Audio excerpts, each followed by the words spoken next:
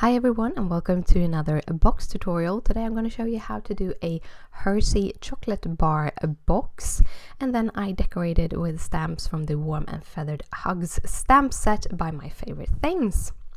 I have made a blueprint for this box which you can download over on my blog. All the links are in the description down below. And here on the blueprint you also get the size of the cardstock and also the different score line and the width of it. You can either follow the blueprint or the text at the bottom. So I'm starting off with some chocolate cardstock by My Favorite Things. This is my favorite cardstock for box making. And then I'm going to start scoring it on my scoreboard. Now I'm scoring everything on the right side because these are very slim lines. You could score from the left to right, but I'm doing it on the right side, and I'm doing a 1/2 inch and then a 1/4 inch deeper in. So you get a 1/2 inch on the edge and then a 1/4 inch edge. And then on the short side I do a 1/4 inch, then I move in 2 1/4 inch, and then I move in another 1/4 inch. Then I turn around the paper and I do the 1/4 inch at the edge. So that is all the lines you need for this box. Then I switch over to another bone folder. This is my Teflon bone folder by Simon's Stamp. I really love using that for creasing. It is wonder for creasing, but when I do my scoring I rather use the score tool that comes with the scoreboard because it fits better in the grooves.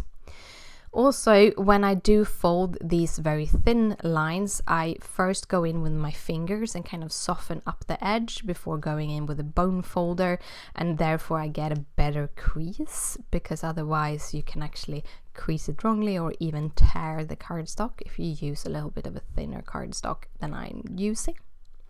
Now we're going to cut out here. At the bottom I have this little 1/4 inch. I do a little bit of a tapered cut on that one.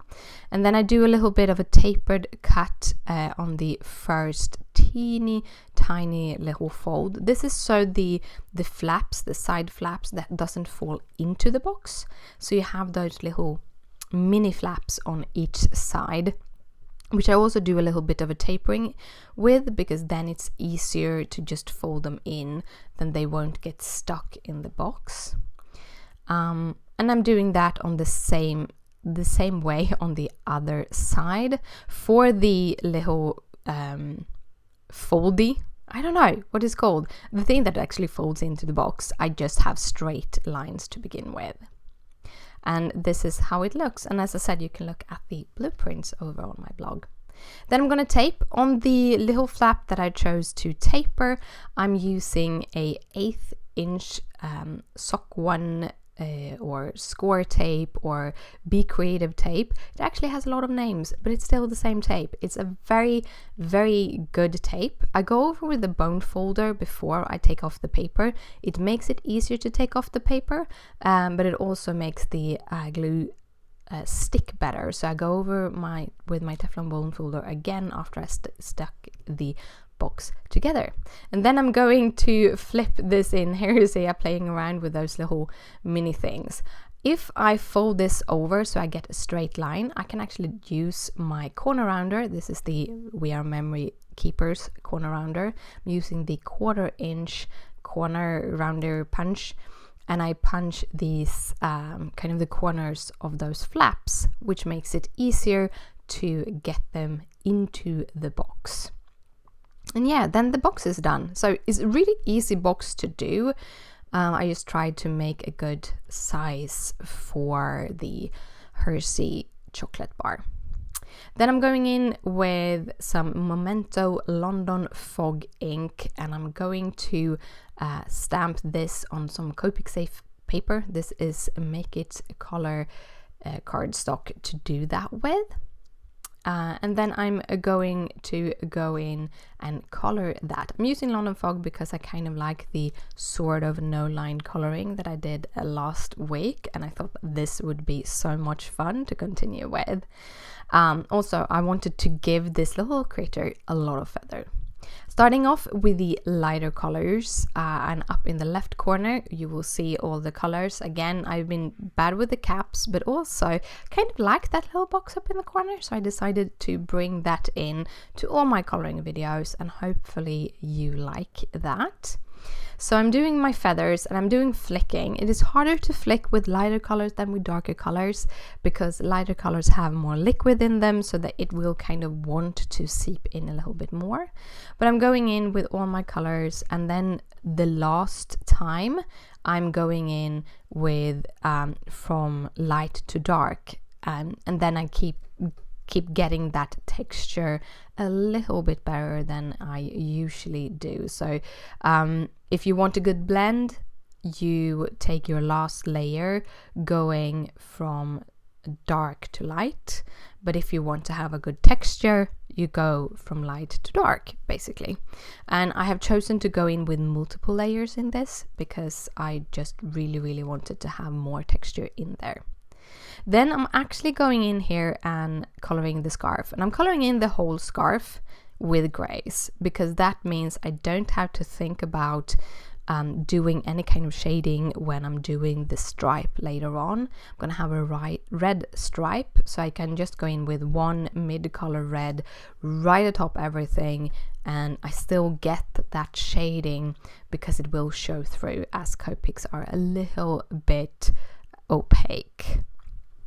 And then I'm taking my dark colors. E49 is quite hard to mix, so I'm using just the tiniest. I did choose to go over with my lightest color, which this time was E33, over the whole bird, and this is because I don't want any white kind of seeping through from my feather texture. So I just went with the lightest first, the whole area. I did that same with the eyes and the belly. And then I went in with the E49 as the deepest, darkest, like creases, then E49 for kind of just the base darkest color, E25 for my mid-tone in this case, and then E33 for the lightest.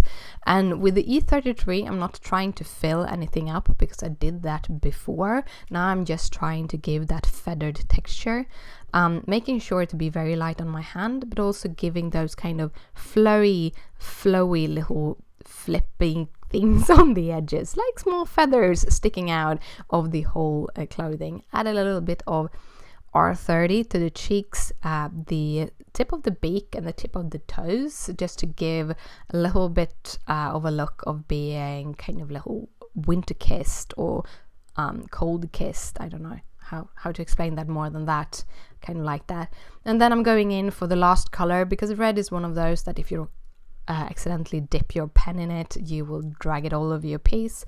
So I try to put my reds in as the lastest color, and also because as I said, I did that gray beforehand.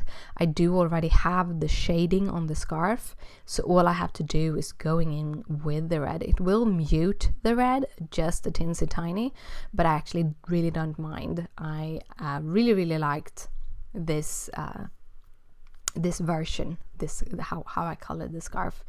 And then as a last little thing, I am cutting him out, and I'm really trying to get the edges to look a little bit frayed or not being perfect, just because that enhances the look of those little feathers. Now we're going to do the kind of panel, and I'm going to use this "You're the Person I Want to Be Snowed In With" sentiment. I start by covering this with an embossing tool, a powder tool, because I'm going to do some clear embossing. I'm going to use VersaFine Onyx Black, which is a beautiful, really black ink, and you can work with it with water-based pens and markers and such. But I wanted this sentiment to pop even more, so I'm going in with the Simon Says Stamp fine detail clear embossing powder just on top, because that will give the text a little bit of a shine, also a little bit more of a depth to it, which I really like. And also I don't have to worry about having it being dry enough to blend on top. The clear embossing powder will kind of just encapsulate that ink. Now I'm going to do the blended background, which I had a lot of fun. As you see on top here, this is my kind of trial and error, how I want things to look, and then I draw with a pen, and then I cut out the first hill and use that to then cut it out of the masking paper, which is the Simon's stamp masking paper. And then I cut, this isn't the straight edge that I have taken just under the "You're the person I want." I actually use a scissor to cut that to be sort of straight, because I want the ground not to be just a perfect line. I'm using some weathered wood ink. It is kind of a bluish grayish one, and I thought that would be a perfect one for a snowstorm. So I started doing the sky, and then I'm going in to make a line where the hill goes. So I'm not having any pens or drawing anything. I'm just doing the blending and letting the blending kind of build up the scene. I also go in a little bit at the edges with the weathered wood, on the corners and at the edges, just to make them not so stark white, because we're in the middle of a snowstorm, or the idea is that we're supposed to be in the middle of a snowstorm. Then I'm going to use the small thread trees that you get in the same stamp set, and I'm going back to the Memento ink. This ink doesn't always stamp perfectly, and that is why I want to use it here. I want these trees to be a little bit blotchy. The lighter grays are because they're a little bit further away in the distance. I wished I'd put this tree just slightly a little bit higher than I did, but you can't get everything. And then I'm going in with the Tuxedo black ink. Both of these inks are really good to do with Copics, but in this case I want them because they are a little bit blotchy, and this black isn't like perfectly stark black. And that is kind of the background. Now when the background is done, I'm just adding some tape on the back side. I'm actually adding quite a lot of tape, because when I heat set this piece, I accidentally got it a little bit warped. So I added a lot of tape on it, and then I'm putting it onto my box, and we kind of have that layered piece. Then I'm taking my little character and adding just a little square of foam tape. This is something I would go through the mail. This is something I would probably give to a person, and therefore it's pretty perfect just to add it with just a little bit of a square to get that dimension. Then I'm putting the bar in, and I realized after putting the bar in that I forgot a thing, which I should have done before I even put it on the box, and that is the snow. So what I did was I went in with some just extra paper I had lying around, hiding the box itself and the character, just putting them over, not being perfect with it, taking a little bit of white gesso, mixing it with water to make it a little bit more fluid so that it's easier to flick. Not too much water, because you still want it white and creamy, but enough to be able to flick it. I took a size 4 brush, and then I'm just kind of splatting it all over the place to mimic the idea of snow. And that is the whole project actually finished. It was a lot of fun to create. It is still winter here, and it might snow again. I don't know. I know that there's snow over in the States, so I thought this would be a perfect gift now in February. I hope you liked this video. If you do, please thumbs it up. It means a lot to me. If you have any questions, just comment down below. Down below you find all the details and the link to my blog. Thank you again for watching, and I'll see you later. Bye!